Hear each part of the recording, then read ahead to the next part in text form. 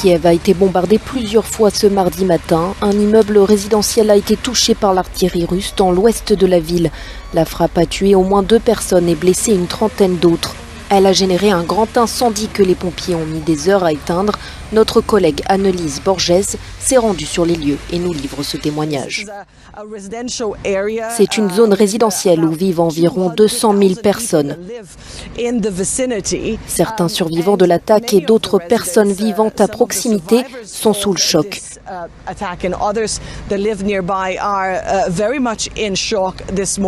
Ils disent qu'ils se sont réveillés avec une forte détonation, puis un incendie. Certains ont pu quitter l'immeuble par leurs propres moyens, d'autres se trouvant aux étages supérieurs n'ont pas pu le faire seuls. Une femme est morte au 16e étage en attendant les secours sur le balcon de son appartement. Nous voyons également une importante quantité de débris. Beaucoup de voitures ont été détruites et juste à côté de moi se trouve un camion dont il ne reste pratiquement rien.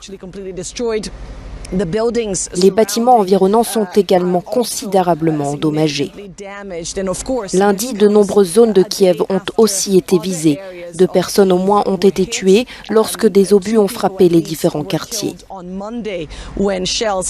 Nous ne savons pas si ces tirs ciblaient ces lieux ou s'ils ont atterri à ces endroits après avoir été détournés par le système de défense ukrainien.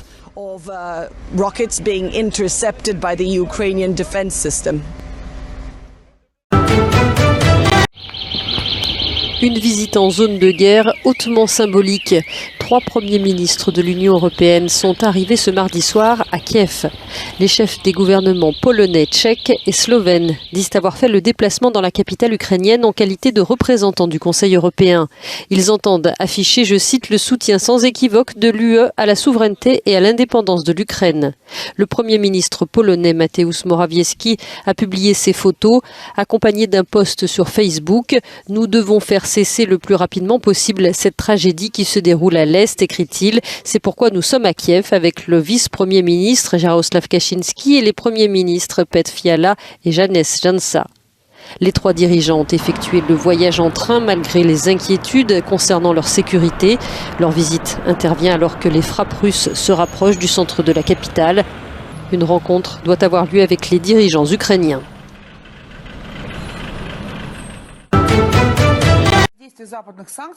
L'employé de la chaîne russe publique Pervy Canal, qui a brandi une pancarte pour dénoncer la guerre en Ukraine en plein direct lundi soir, a été condamné à payer une amende et libéré par un tribunal de Moscou.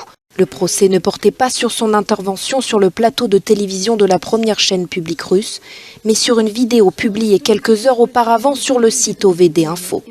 Dans cette dernière, Marina Ovsiannikov faisait part de sa honte de travailler pour une chaîne qu'elle accusait de diffuser de la propagande. Arborant un collier aux couleurs du drapeau ukrainien, la journaliste indiquait avoir un père ukrainien et une mère russe et qualifiait l'intervention militaire de crime en pointant du doigt la responsabilité directe du président Vladimir Poutine. Si la journaliste est pour l'instant libre, elle risque des poursuites pénales et jusqu'à 15 années de prison. Fin février, le Kremlin a mis en place une loi pour lutter contre ce qu'il appelle les fausses informations au sujet de l'Ukraine. Plusieurs termes sont bannis des médias, notamment ceux de guerre et d'invasion. Après cette opération coup de poing sur une chaîne suivie par des millions de téléspectateurs russes, Moscou a dénoncé un acte de hooliganisme. Selon OVD Info, qui défend le droit de manifester en Russie, près de 1500 personnes ont été arrêtées depuis le début de l'invasion russe, le 24 février. Le flot des Ukrainiens quittant le pays continue de s'accroître. Moins de 3 semaines après le début de l'invasion russe, le seuil des 3 millions de personnes a été franchi, selon les chiffres de l'Organisation internationale pour les migrations. L'Europe n'avait pas connu un tel exode depuis la Seconde Guerre mondiale. Nous avons maintenant atteint la barre des 3 millions de personnes qui ont quitté l'Ukraine pour se rendre dans les pays voisins. Parmi ces personnes, on compte quelques 157 000 ressortissants de pays tiers. La moitié de ces personnes sont des enfants accompagnés ou non d'un parent. Un porte-parole de l'UNICEF a mis en avant ces chiffres alarmants. Il y a 1,4 million d'enfants selon les derniers chiffres qui remontent à 36 heures, donc 1,4 million d'enfants sur 18 jours, ce qui fait environ 73 000 enfants par jour, donc 55 par minute, donc presque 1 par seconde. Selon les premières prévisions de l'ONU, 4 millions de personnes pourraient vouloir quitter l'Ukraine. La Pologne accueille à elle seule plus de la moitié de l'ensemble de ces réfugiés.